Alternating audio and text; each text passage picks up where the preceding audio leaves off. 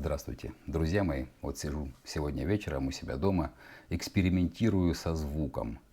Очень хочется, чтобы вы все меня хорошо слышали. И думаю о том, как на самом деле важно знать в этой жизни, что тебя кто-то слышит.